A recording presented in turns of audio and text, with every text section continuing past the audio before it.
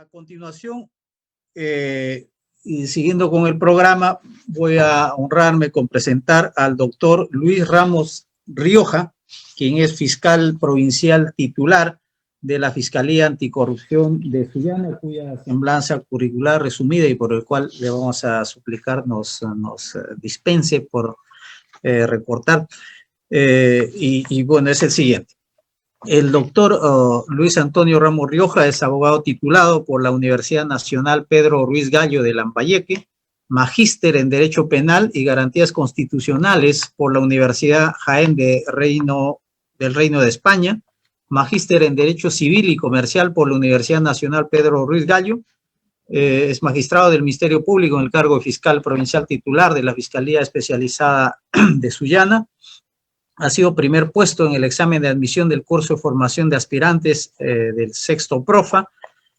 Ha laborado también dentro de su experiencia como juez de paz en Sullana y también como fiscal adjunto provincial penal de la Fiscalía de Piura. Y además es docente universitario en la Facultad de Derecho de la Universidad ULADECH de Sullana y demás méritos que tiene el doctor y le suplicamos nos disculpe por el tiempo y el número de expositores y panelistas. Bien, sin más preámbulo, lo dejamos al doctor Luis Ramos. Adelante usted, doctor. Gracias, doctor Freddy Gutiérrez. Gracias a la Asociación de Fiscales del Perú, a la Escuela de Fiscales del Perú. Saludo especial al doctor Omar Tello, también que se encuentra presente en la plataforma, a la doctora Nancy, fiscal superior también de allá del Santa. Agradecer por la invitación nuevamente de poder estar aquí con ustedes para departir sobre un tema bastante interesante, que es la prueba por indicios, sobre todo en lo que corresponde a nuestra labor como fiscales de especialidad de corrupción de funcionarios, que es básicamente digamos, el punto central de nuestro trabajo dentro de las investigaciones que llevamos a cabo. Escuchaba atentamente al doctor Roncal, creo que ha sido muy claro, muy preciso, muy didáctico, como lo señaló usted en su exposición.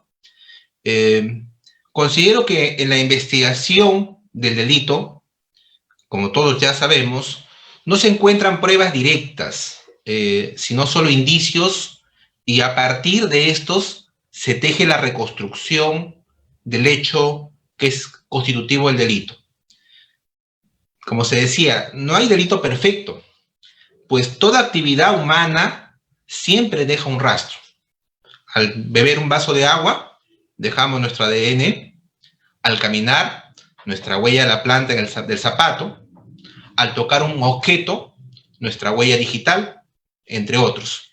Consciente o inconscientemente, siempre dejamos un rastro. Mittermeier, por ejemplo, denominó a la prueba por indicios como el testigo mudo, ¿no? El testigo mudo. La prueba indiciaria es sumamente importante en el proceso penal, puesto que solo a través de ella puede alcanzarse la verdad objetiva.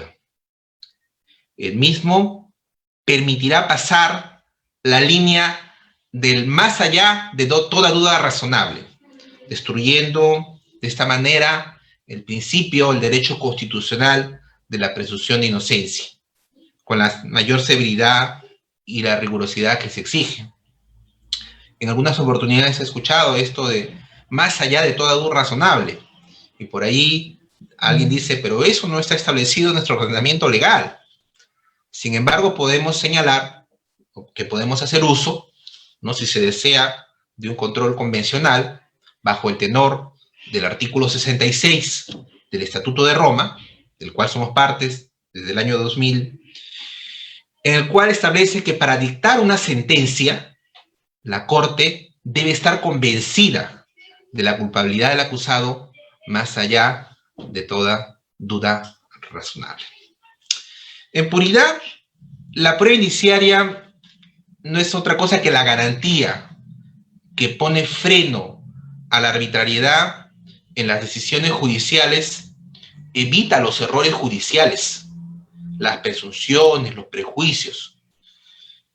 Como apuntaba, por ejemplo, Rubén Chayán, la prueba nos aparta de la arbitrariedad. Probar un hecho nos impide acudir a razones místicas, esotéricas, mágicas, y a su vez nos permite analizar la razonabilidad de la decisión que se va a tomar en torno a un caso. La prueba indiciaria es una frase utilizada exclusivamente en el ámbito penal, ¿no? Muy poco se escucha de este término en otras especialidades del derecho, y construye con mayor rigurosidad la historia criminal que es asumible en un tipo penal dado, por cuanto ayuda a verificar hasta el más mínimo detalle de que el caso sea cierto, ¿no? Y es en este ámbito donde radica la inocencia o la culpabilidad del investigado. Esto, de alguna manera, nos permite inferir que el éxito del proceso penal es de quien mejor administre la prueba indiciaria, ¿ya? Y esto va para todos, para todas las partes, y el Ministerio Público, que es el quien propone la prueba indiciaria, la defensa, que como ya lo dijo el doctor Roncal, también podría plantear cuestionamientos a través de los contraindicios, y el juez, que finalmente es el que va a construir la prueba indiciaria al momento de resolver un caso concreto. Como lo dijo el doctor Omar Tello en el inicio de esta conferencia, de este evento académico, nos ha costado al principio convencer a los jueces a través del uso de esta prueba indiciaria. Vaya que sí, nos ha costado. Nos ha costado a los fiscales también ir desarrollando esta técnica para poder presentar nuestras acusaciones. Es más, hoy en día podemos decir que incluso la prueba indiciaria la podemos plantear en nuestros requerimientos de prisiones preventivas, como ya nos ha pasado o lo venimos haciendo hasta este momento. O sea, no solamente la usamos al momento de formular una acusación fiscal, sino también ya la estamos usando al momento de plantear nuestros requerimientos de medidas como la prisión preventiva. Es imprescindible la prueba indiciaria, por ejemplo, en los delitos de cuello blanco, delitos económicos, delitos ambientales, en nuestro caso, que es delitos contra la administración pública. ¿Por qué? Porque el agente del delito no es cualquier persona. No es cualquier persona. Son personas preparadas, especializadas en una determinada disciplina. No son personas comunes. Por eso es imprescindible en estos casos la prueba indiciaria. Al tratarse de este tipo de agentes especiales, obviamente van a desarrollar ciertas habilidades para ocultar de alguna forma su acción delictiva.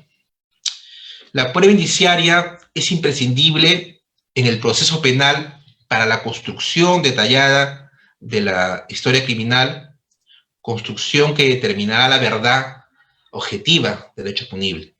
Sin embargo, también se debe señalar que se debe evitar las patologías de la prueba indiciaria, como por ejemplo la generalidad, la ambigüedad, la insuficiencia, ¿no?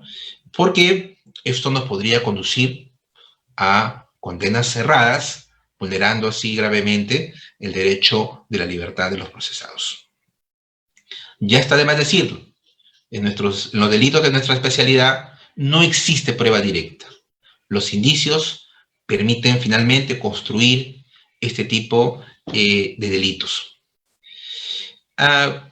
Cuando se me hizo la invitación para participar en la presente ponencia, el doctor Freddy Gutiérrez, que amablemente me ha invitado, me sugirió, ¿no?, abordar un caso concreto, ¿no?, Yo les he traído básicamente 2 o 3 casos, pero por encargo de la organización se me pidió abordar un caso concreto y un caso concreto del Santa, ¿no? Que por cierto el doctor Frey ha sido quien ha sustentado en segunda instancia que se mantenga firme la sentencia impuesta en primera instancia desde condenatoria por el delito de cohecho pasivo en el ejercicio de la función policial, ¿no? Bueno, y atendiendo pues que el Santa está de aniversario, pues corresponde pues también, ¿no?, hacer el honor a través del análisis de un caso propio de su distrito fiscal. Me permite compartir la pantalla. Este caso que les comentaba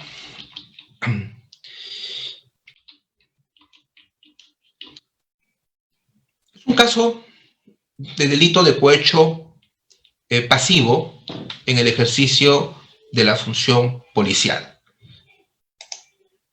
Es por cierto un caso del cual se ha obtenido sentencia condenatoria en primera instancia y que ha sido confirmada recientemente por la Sala Penal de la Corte de allá del Santa, ¿no? Como voy a repetir un caso que tenía el doctor Gutiérrez ha defendido en segunda instancia. ¿Cuáles son los hechos y por qué radica la importancia de traerlo a colación en esta exposición, en esta disertación sobre el uso de la prueba por indicios? Los hechos son los siguientes.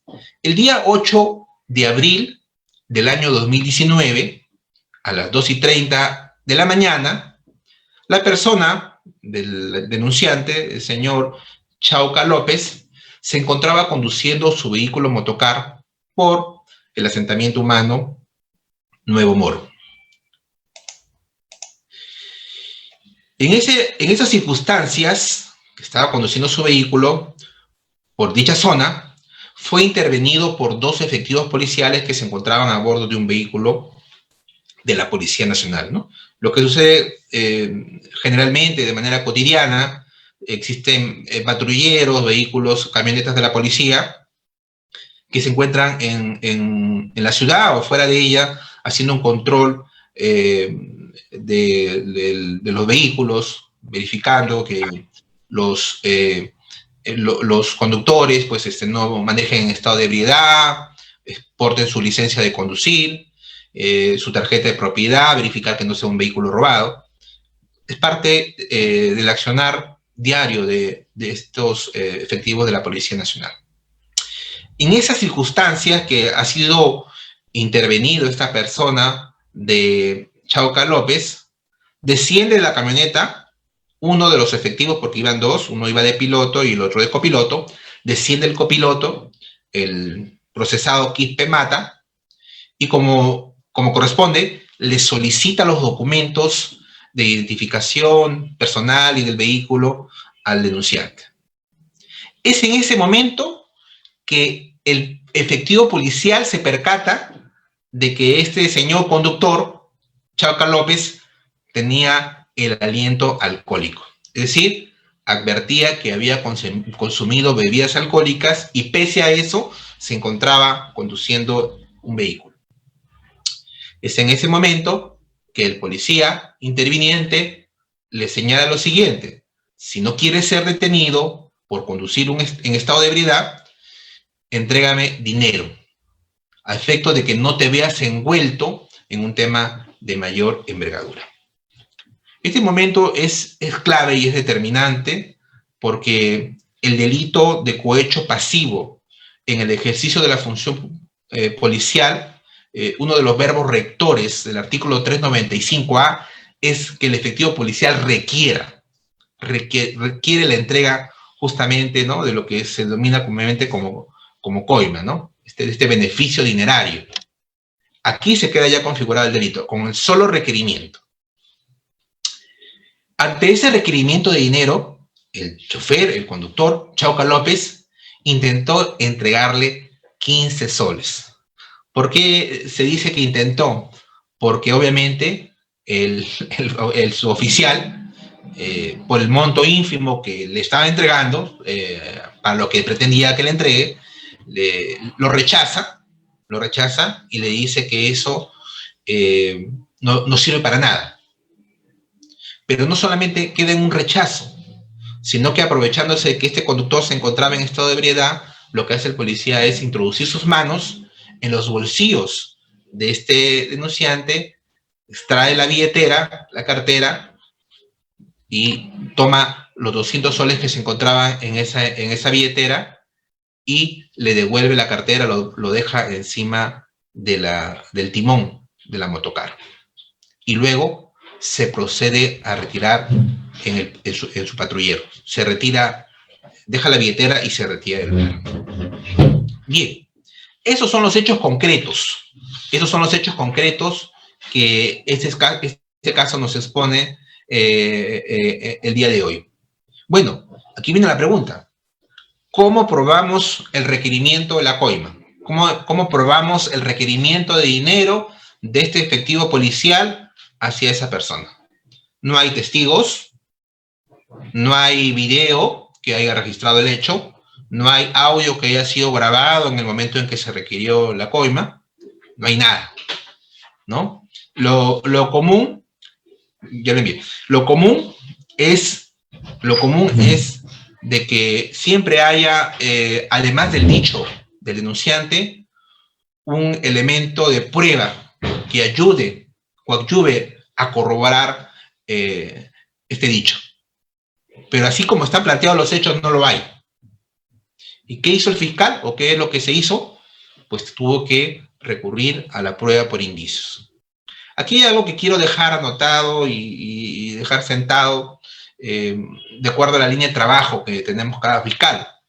En el caso propio, yo considero personalmente de que los indicios que me van a servir para el éxito de un determinado caso va a depender mucho de la rapidez con la que se actúe. Va a depender mucho de la inmediatez de la inmediatez que haya en la disposición del fiscal por recabar esos indicios. Hay muchas veces que se ha visto por ahí de repente que una noticia criminis o una denuncia de esta naturaleza pues se haga ingresar por mesa de partes y que luego se hace un fiscal, que luego aperture la investigación, llame al denunciante, llame al policía, pide información quién estuvo de turno policial ese día, y la cosa quedó ahí, ¿no? Recuerden que son funcionarios públicos, y más que todo, si son policías, podrían buscar al denunciante, hacer lo que se desista de la denuncia, ¿verdad? Y se pueda desaparecer cierta evidencia o ciertos indicios que ya luego hagan imposible sustentar un caso luego en otra instancia.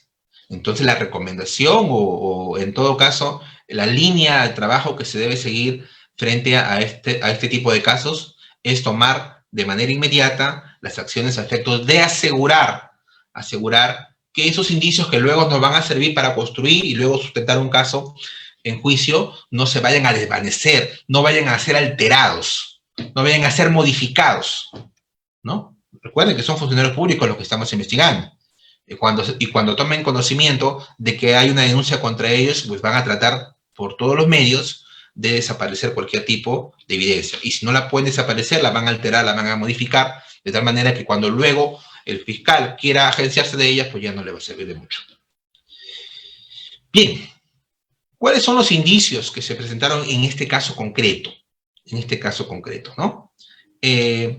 O mejor dicho, ¿de qué se partió para llegar a los indicios? ¿Qué es lo que se tenía? La declaración del denunciante. Para empezar, ¿qué es lo que es la declaración del denunciante? El denunciante, al momento que fue intervenido, al momento que le sustrajeron el dinero de su billetera, eran 2:30 de la mañana, esta persona se dirigió a su domicilio.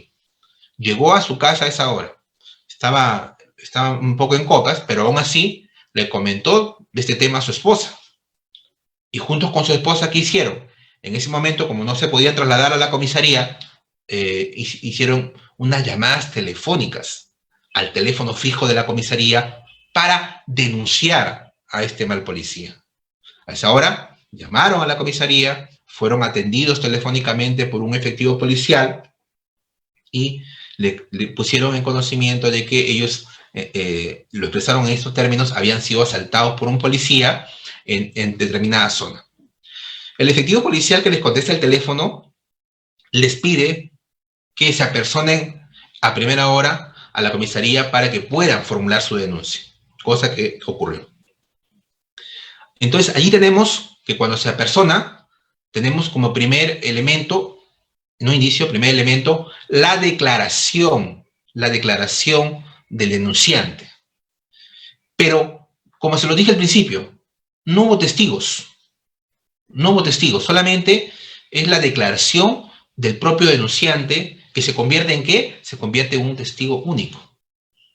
Y para que su declaración, para que su versión, para que su dicho sea valorado de manera objetiva, el acuerdo plenario de 2005 ha establecido una serie de presupuestos, requisitos para darle valor a la declaración única, a la declaración de un testigo único, que es justamente los requisitos de la falta de incredibilidad subjetiva, la verosimilitud y sobre todo la persistencia en la incriminación. Todos estos requisitos se cumplieron en este caso. ¿Por qué? Porque el denunciante dio una versión sólida desde el momento que fue intervenido, desde el momento que hizo las llamadas, desde el momento que se apersonó a la comisaría a ratificar su denuncia. Fue persistente, en ningún momento dejó de incriminar al efectivo policial, tenía cierta verosimilitud porque luego ya se fue corroborando su versión con algunos otros elementos o medios de prueba que fueron recabados en la investigación. Un segundo indicio o un segundo elemento del que partimos es la denuncia telefónica. ¿Por qué es importante o por qué fue importante para este caso la denuncia telefónica? Porque primero corroboró que efectivamente a esa hora, 2:50 de la mañana, el denunciante con su esposa hicieron las llamadas telefónicas a la comisaría para poner en conocimiento este hecho grave. Después, estas llamadas telefónicas, esta denuncia telefónica, fue corroborada ¿con qué? Con el registro telefónico que se dispuso a través del levantamiento del secreto de las comunicaciones.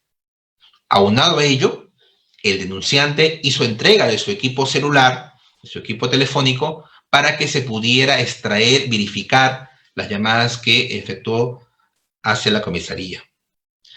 Y para cerrar este punto, ¿qué fue lo que corroboró esto? Fue que el testigo, el policía que atendió la llamada telefónica,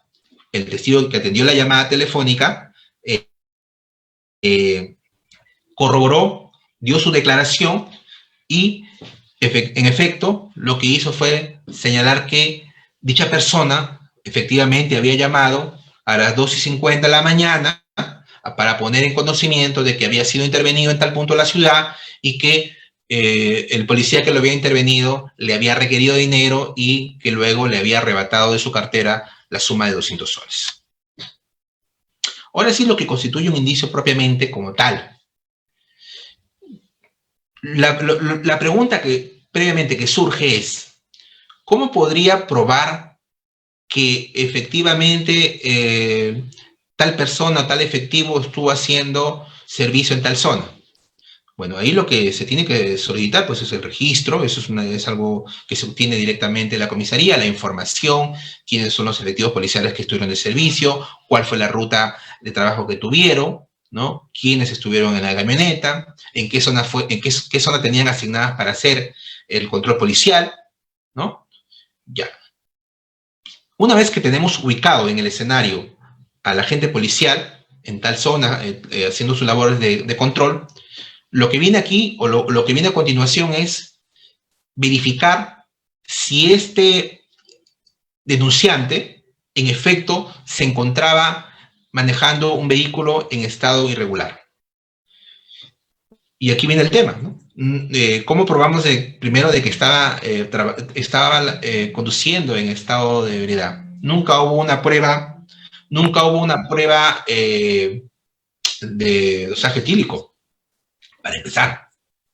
Sin embargo, Lo que sí podemos verificar es que el denunciante no portaba documentos de la moto. Y eso se suma a que la unidad vehicular, la motocicleta, el motocar, no tenía placa. Nunca se habían tramitado las placas de ese vehículo. El denunciante tampoco portaba documentos personales en ese momento. Y entonces, sumado a ello, resulta creíble la versión de que este denunciante se encontraba también manejando en estado de ebriedad. ¿Y por qué es importante estos datos, estos elementos?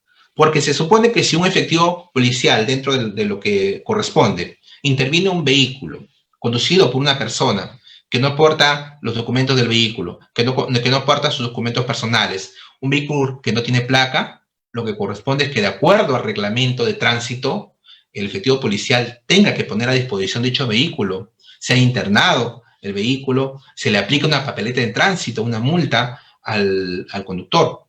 Ese es el procedimiento regular que debió haberse seguido. Sin embargo, como no se siguió, se deduce, por regla de la experiencia, de que este efectivo policial pues había dejado ir a esta persona a cambio de la entrega de una dádiva, de una coima. ¿Cuál es el otro indicio? El indicio es que este efectivo policial que intervino a este denunciante no registró la intervención, no registró la incidencia. Es decir, cada vez que ocurre una intervención de un vehículo, ellos tienen que ingresar esa información a unos formatos y tienen que registrar, que debe quedar registrado en su información diaria, como un parte diario que ellos levantan, dejando constancia de que había sido intervenida esta persona a tal hora, en tal lugar, y que no existió nunca ese registro. No existió en el registro. Sin embargo, lo que no fue materia de controversia y discusión es de que esta intervención sí se produjo.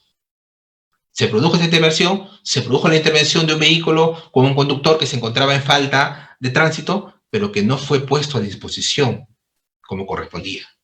Entonces, es allí donde ya se puede deducir de que, para no ponerlo a disposición de la autoridad competente, hubo la entrega de una dádiva o un beneficio de por medio. No se le aplicó el reglamento de tránsito. Las pruebas que se actuaron finalmente y se compulsaron de manera conjunta es que, en todo caso, en nuestra obligación, y por ahí tenemos que partir, es que tenemos que probar que la persona que ha cometido el hecho delictivo, que ha infringido su deber, es un funcionario público. Entonces, tratándose de un policía, pues hay que acreditar su condición de funcionario público, es decir, su asignación al destacamento, a la comisaría, su resolución, su hoja de vida, ¿no? Luego tenemos que probar de que el día de los hechos se encontraba de servicio en tal zona, en tal lugar, y ahí está el rol de servicios, el rol del personal.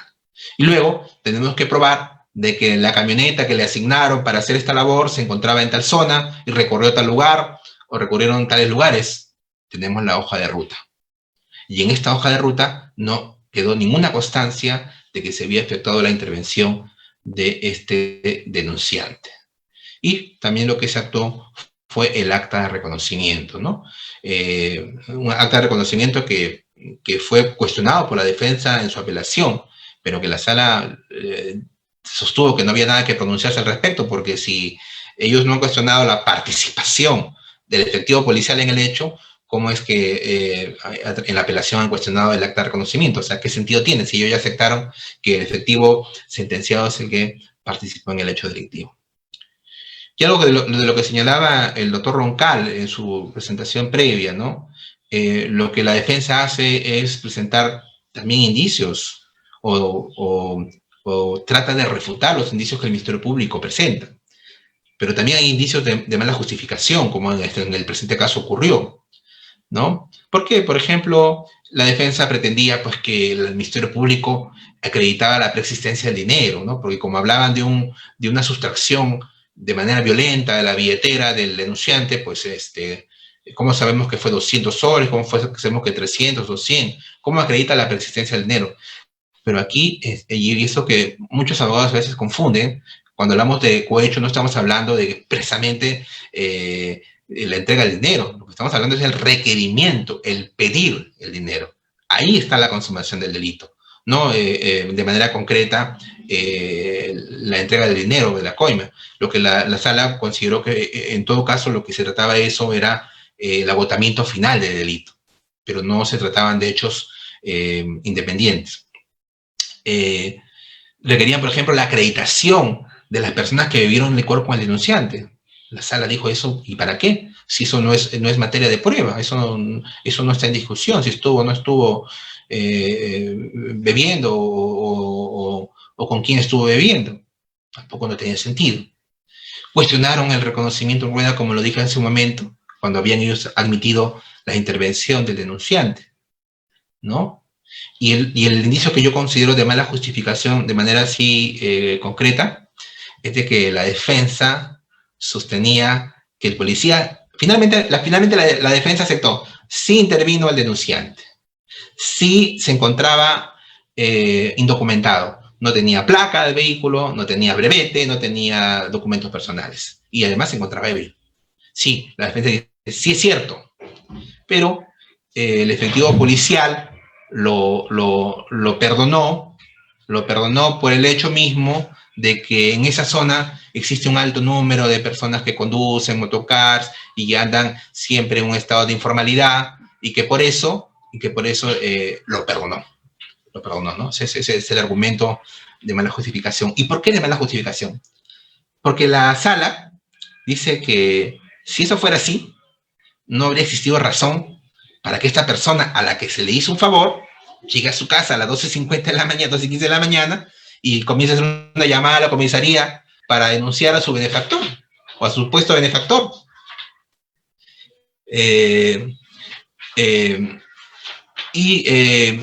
Mucho menos que se dé el tiempo de constituirse a la comisaría para denunciar a este supuesto benefactor. Entonces, todos esos indicios de mala justificación más bien contribuyeron a que la sala se formara una convicción total de la responsabilidad penal del acusado y termine por confirmar la sentencia de primera instancia que condenó a este efectivo policial a 6 años de pena privativa de libertad por hallarlo responsable del delito, de la comisión del delito de cohecho pasivo propio en el ejercicio de la función policial, artículo 395A del Código Penal, advirtiendo solamente algo que me llamó la atención, porque nosotros también en Sullana tenemos casos de corrupción así de policial, y lo que me llamó la atención es que no se haya precisado o no se haya delimitado de manera concreta el verbo rector del artículo 395A, ¿no? Solamente lo señala de manera general, pero no lo dice si fue por requerir, por aceptar, pero más allá de todo eso, la sentencia y la resolución de sala de apelaciones me parece impecable, ha hecho un correcto uso de los elementos indiciarios que tenía el Ministerio Público, que presentó el Ministerio Público. Pero fíjense, ¿no? Todo depende también de la rapidez con la que se puede actuar. ¿Por qué rapidez? Por ejemplo, ¿qué pasa si el Ministerio Público no hubiese actuado de manera rápida? Recuerden lo que les había dicho, que no había un registro de esa intervención, pudieron haber subsanado, pudieron haber regularizado un acta de intervención, ¿no? Y por ahí ese indicio ya no era válido, ¿no? Pudieron haber convencido al denunciante de desistirse de la denuncia, porque de repente le devolvían el dinero y le decían, ¿para qué te vas a ir al Ministerio Público? Vas a perder tu tiempo, vas a tener un abogado y de paso te vas a ganar un enemigo de la policía, ¿no? Y cuando ya el fiscal pide que se apersone el denunciante a declarar, ya no llega. En total, caso al archivo. Entonces, por eso es muy importante que estos indicios sean recogidos de manera rápida, urgente, inmediata por parte del Ministerio Público. Hace poco, nomás, hace un año exactamente, en Sullana, tuvimos el caso de 3 policías que salieron en la portada de un medio de comunicación en una camioneta de carreteras con 3 sacos de arroz. Nosotros llegábamos a la oficina, eran 8 de la mañana y nos encontramos con este titular en el medio de comunicación. ¿Qué hicimos de manera inmediata? Lo primero, comunicarnos con la DICORCOR para hacer la intervención correspondiente, una detención en flagrancia, porque había ocurrido a las 11 de la mañana del día anterior. Segundo, ponerme en comunicación con ese medio de prensa, ponerme en comunicación con ese periodista para ver si tenía a la mano la grabación, fotos de lo que había publicado. Me logré comunicar inmediatamente a los minutos con él, me dijo, doctor, tengo un video, tengo fotografías, he hecho una entrevista al chofer del camión que fue intervenido. Excelente. Entonces, a partir de este momento te comunico que quedas citado para las 10 de la mañana, te presentes a la DICORCOR que vas a rendir tu declaración, ¿no? Cuando nos dirigimos al local de carreteras de Piura, porque pertenecían a Piura, y decidimos detenerlos en flagrancia, ya estos tres efectivos se encontraban ante la superioridad dando cuenta de lo que había salido en los medios y aprovechamos para hacer su intervención, su detención en flagrancia y luego de hacer los actos de investigación urgentes, por ejemplo, ese camión transportaba arroz pilado, ¿no? Ya. ¿Y por qué un arroz de camión pilado tendría que pagar una coima a estos efectivos de la policía de carreteras? Tenía que estar en falta. Cuando revisamos la grabación, en el momento que declaraba el periodista, el chofer decía que le habían pedido esos sacos de arroz porque él no portaba su constancia de tracción. Para lo que conocemos algo de lo que es tributario, el arroz pilado, cuando va a ser transportado por primera vez, requiere que su primer traslado, saliendo del molino, se haga un pago, un pago de tracción del impuesto especial a la venta de arroz pilado. Y como no lo tenía, estos oficiales de carretera le pidieron una coima, una dádiva, ¿no? A cambio de no ser puesto a disposición de la SUNAT, ¿no? A cambio de no ser puesto a disposición de la SUNAT, ¿no? Eso es muy importante también porque, como en el caso anterior, lo que tiene que haber aquí es cuál es la infracción del deber. ¿Por qué yo, funcionario público, infringo un deber, ¿no? A cambio del pago de un beneficio? Entonces, este caso de los sacos de arroz, finalmente, ese mismo día nos trasladamos hasta el molino, conseguimos la placa del vehículo, verificamos inmediatamente que no se había hecho el pago de tracción. Esto no es muy importante porque justamente ese era el motivo por el cual se había dado lugar a la coima. Y inmediatamente se despidió la prisión preventiva y en el mismo año, el año 2020, logramos se le impusiera una condena por delito de cohecho pasivo propio, ¿no? Junto con el chofer. El chofer del vehículo del arroz también fue condenado por cohecho activo, porque en la grabación se escuchaba que él también les ofrecía, ¿no? La entrega de estos sacos de arroz. Y finalmente hace unos días ha sido también confirmada esa sentencia condenatoria contra esos efectivos policiales. Lo que quiero finalmente decirles en este extremo es de que es muy importante tomar las decisiones rápidas, inmediatas, no dejar que el caso se duerma, porque de esa manera vamos a aprovechar mejor los indicios que se puedan presentar en el caso concreto. Bueno, doctor Frey me pidió que hablara de un caso del Santa, pero yo también, bueno, no es que me haya picado, pero también yo quiero hablar de un caso de Sullana. Un caso de Sullana que tiene que ver con el tema de la complicidad en el cohecho propio y también el uso de la prueba indiciaria. Es más, este caso ha llegado a la Corte Suprema en el recurso de casación 1400-2017 de Sullana.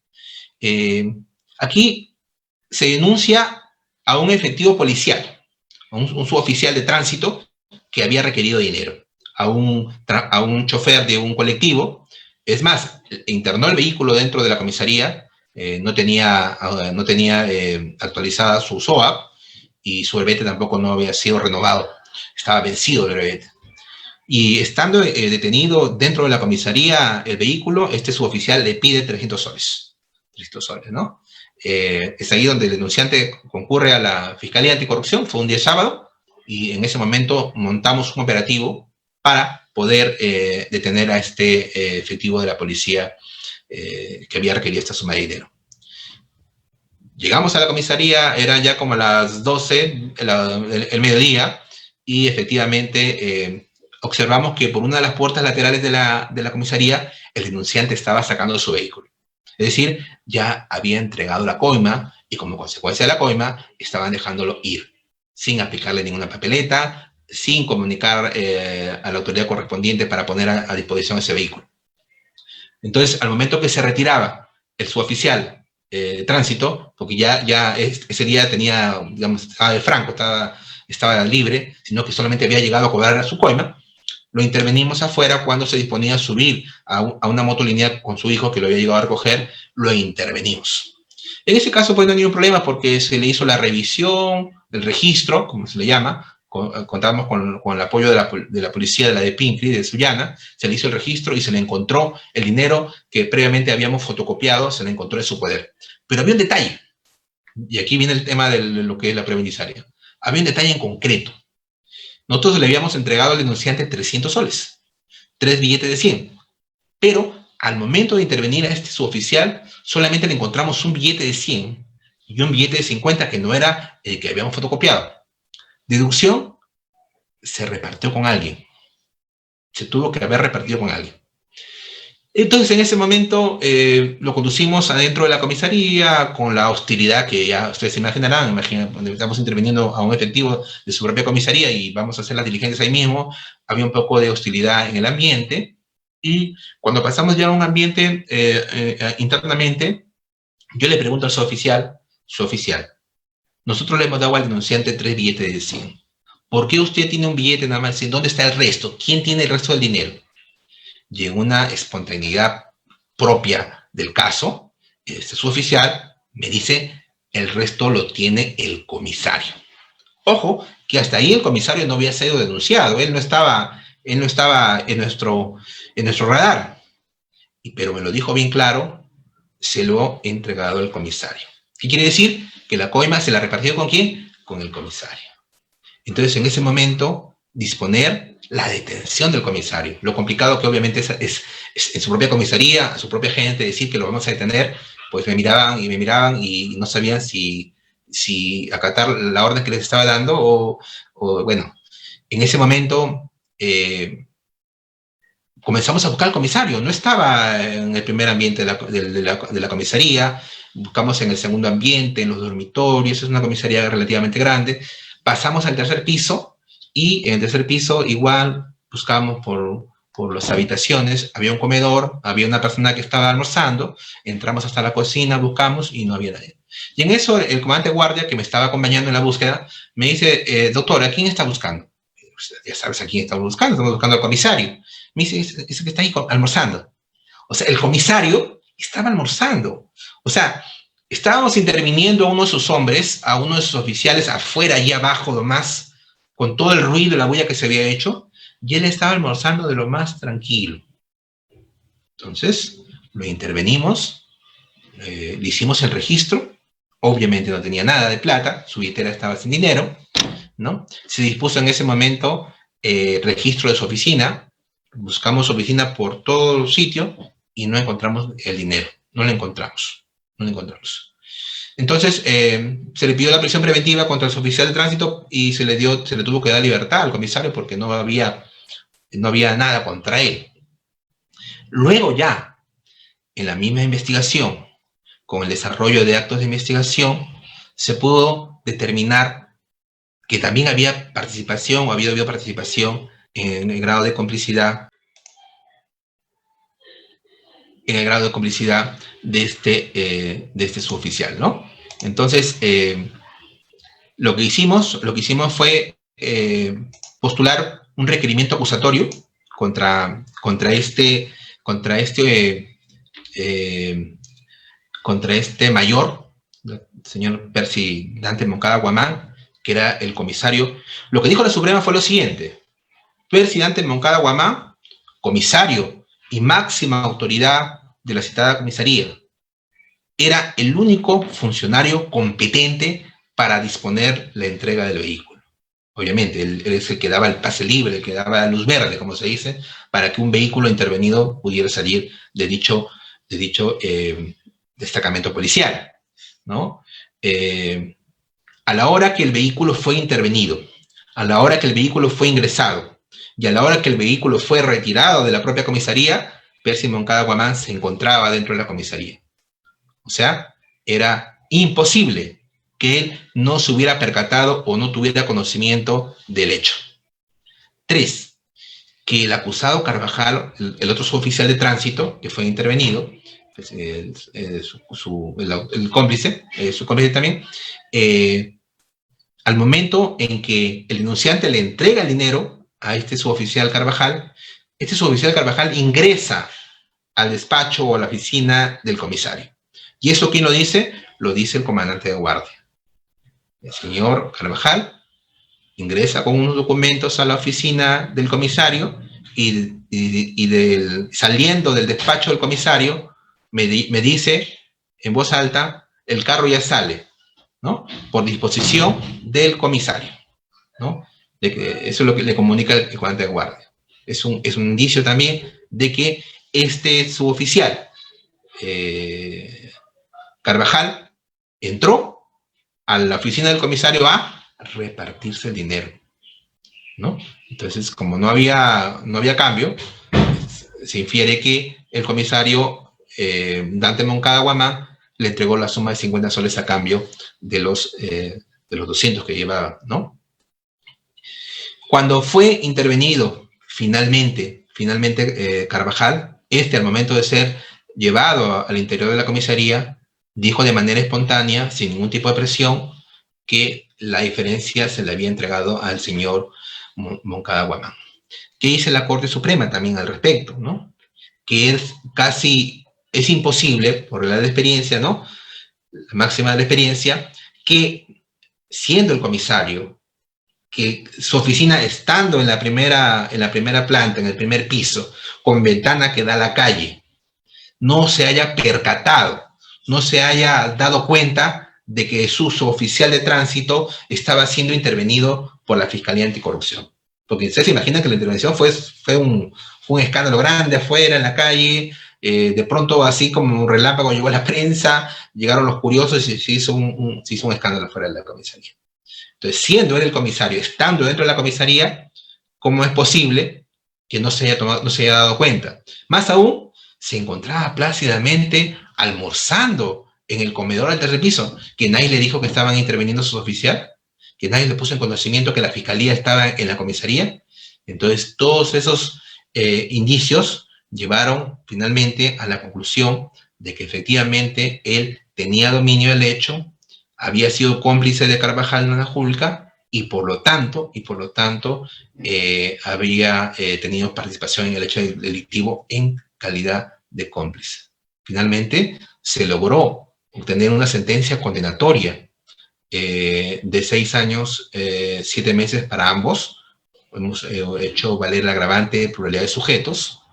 Esta sentencia condenatoria fue confirmada por la Sala Penal de Apelaciones de Sullana y llegó en el año 2018 a la Corte Suprema, y la Corte Suprema finalmente nos terminó dando la razón de la forma como es que habíamos utilizado la prueba indiciaria para conseguir la condena de este comisario, porque del otro no, porque del otro había prueba directa porque fue intervenido con el dinero, no había ningún problema. El problema era Percy Dante Moncada Guamán. Y siempre, cada vez que nos acordamos de este caso, viene a colación una anécdota que nos hace reír un poco dentro de todo este hecho grave. Cuentan las crónicas que cuando disponemos la liberación de este señor Moncada Guamán, aproximadamente a las 3 de la mañana del domingo, porque el hecho fue un sábado, como no teníamos muchas cosas contra él para pedir una prisión preventiva, tuvimos que dejarlo en libertad. Cuentan las crónicas de que cuando nosotros hicimos la intervención el día sábado al suboficial Carvajal, el señor Percy Moncada Guamán tenía en su billetera un aproximado de 2,000 soles. Entonces, y ahí echó los 2 billetes de 100 que le entregó su coimputado Carvajal, don Julca. Cuando vio que la intervención se estaba llevando a cabo, entró en pánico. Pero el problema de él es que no sabía cuáles de los billetes que tenía dentro de los 2,000 eran los billetes incriminatorios. Entonces cogió todo el fajo de billetes de aproximadamente 2.000 soles y subió al segundo piso, cuentan las crónicas, y lo dejó encima de un ropero, de un estante. Eso es lo que nos cuentan las crónicas.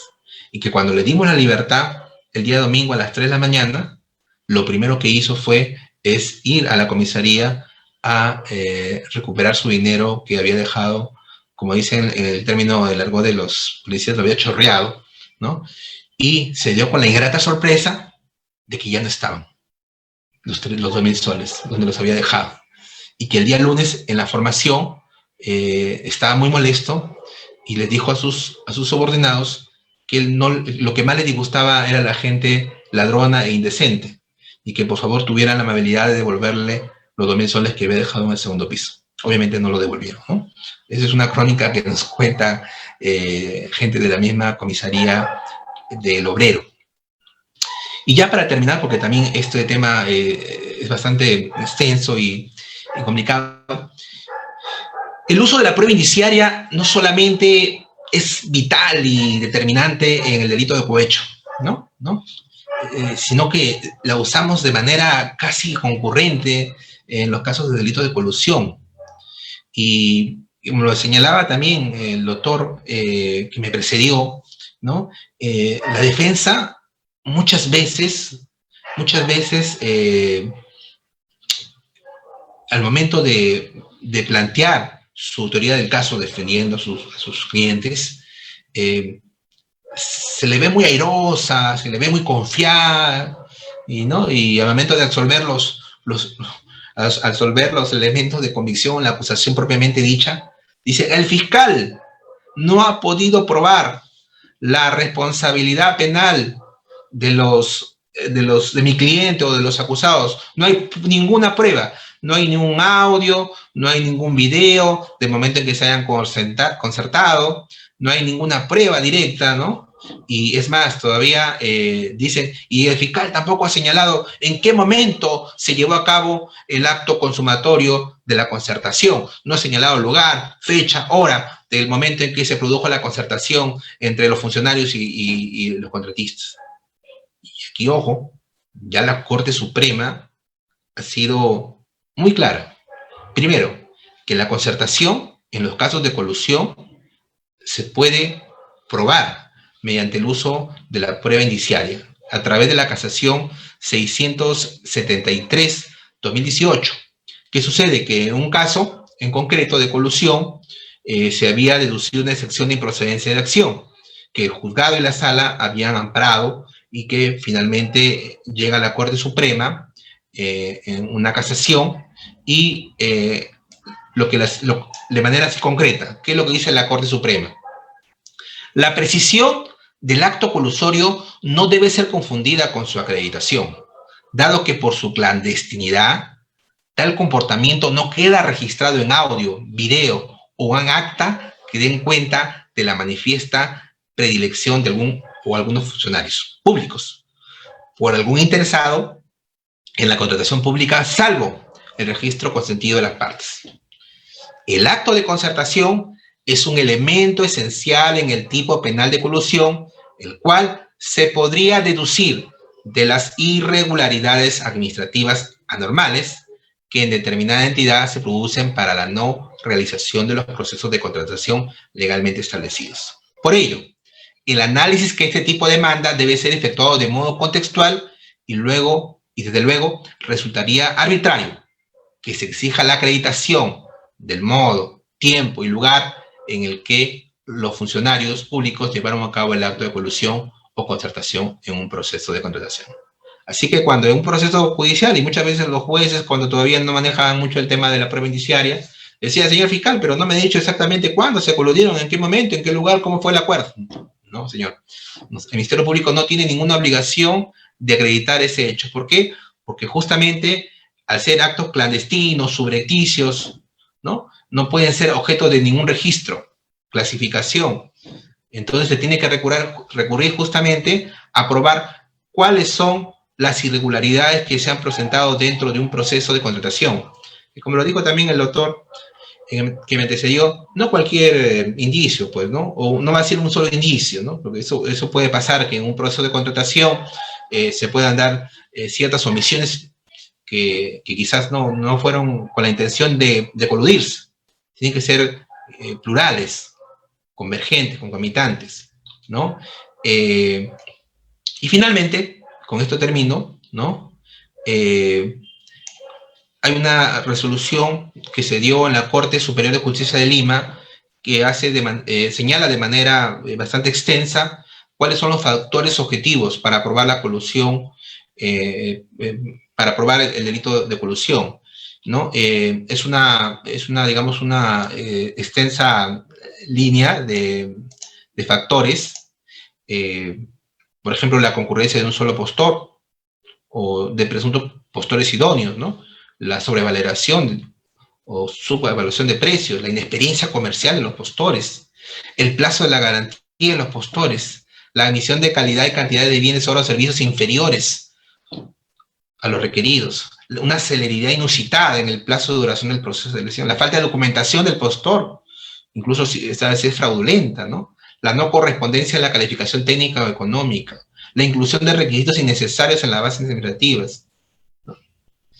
Factores objetivos que jurisprudencialmente la Corte Suprema admite para construir la prueba indiciaria en este tipo de delitos y que debe merecer una respuesta del órgano jurisdiccional si son postulados por el titular de la acción penal, advirtiéndose que en este caso se han enunciado diversas irregularidades, indicios que a criterio del Ministerio Público, que como se ha dicho, deben ser evaluados en conexión con la legislación de contratación pública, ¿no? Lo que también refería el doctor que me antecedió, que quede claro, al Ministerio Público no se le puede exigir que al momento de presentar su caso, su acusación, tenga que establecer que va a hacer uso de la prueba indiciaria, ¿no? Que como también lo señaló, podría darse que en el caso de un juicio oral, al momento de hacer sus alegatos finales, pueda hacer una construcción de indicio por indicio que le ha llevado finalmente a concluir en cada punto que sea objeto de la acusación. Pero no está obligado a decir voy a usar la prueba indiciaria.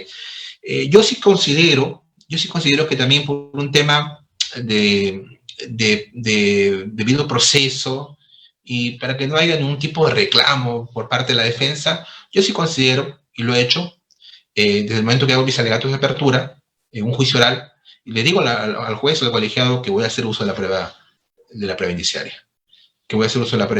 y al momento de concluir voy narrando, voy precisando cuál ha sido la utilidad de cada indicio y cómo es que finalmente se llega a construir la prueba indiciaria. Y claro, ese es un trabajo ya del juzgador, pero de alguna manera no quita a que el Ministerio Público también pueda coadyuvar en la elaboración del mismo.